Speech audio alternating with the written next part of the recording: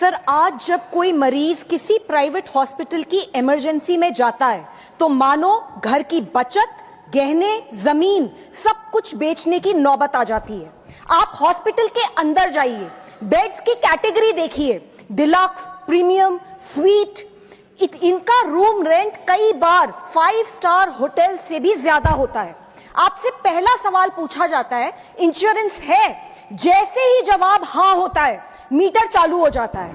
कमरे में पहुंचते ही thermometer, disposable gloves, mask, sanitiser सब कुछ बिल में जोड़ दिया जाता है।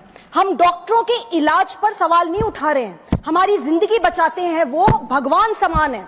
डायग्नोस्टिक टेस्ट बिल्कुल जरूरी हो सकते हैं, लेकिन कई बार हॉस्पिटल्स के दबाव में बढ़ा चढ़ाकर लिखे जाते हैं। जेनरिक की जगह महंगी ब्रांडेड मेडिसिन लिखी जाती हैं, जो बाहर 15 to 20% डिस्काउंट पर मिलती हैं, लेकिन हॉस्पिटल में पूरी कीमत पर बेची जाती हैं। नर्सिंग चार्ज, डॉक्टर विजिट फी, रूम रेंट, सब कुछ इतना महंगा। बिल ट्रांसपेरेंट नहीं होते, बल्कि उनमें हिडन चार्जेस और अनएक्सप्लेन्ड फीस होती हैं। इंश्योरेंस कंपनियां भी इससे अलग नहीं हैं। प्रीमियम इतना बढ़ रहा है कि लोग पॉलिसी लेकर भी छोड़ने पे मजबूर हैं। ऊपर से कंपनीज छोटी छोटी बातों पर क्लेम्स रिजेक्ट कर देती हैं। नतीजा, हर साल लाखों परिवार कर्जे में डूब जाते हैं। सर, इस सेक्टर को रेगुलेट करने के लिए 2010 में क्लिनिकल एस्टैब्लिशमेंट्स एक्ट पास किया गया था, जिसने राज्यों को अधिकार दिया था कि वे मेडिकल प्रोसीजर्स की मैक्सिमम रेट्स तय करें।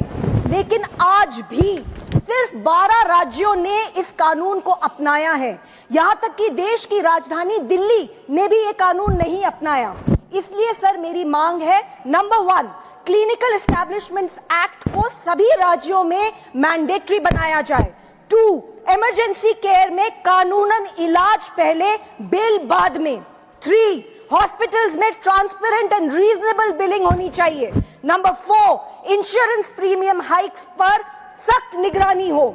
सरकार की जिम्मेदारी है कि प्राइवेट हॉस्पिटल्स में भी इंसान को इंसान माना जाए, कोई रेवेन्यू मॉडल नहीं। Sir, this is very important for the health of our nation. Thank you sir.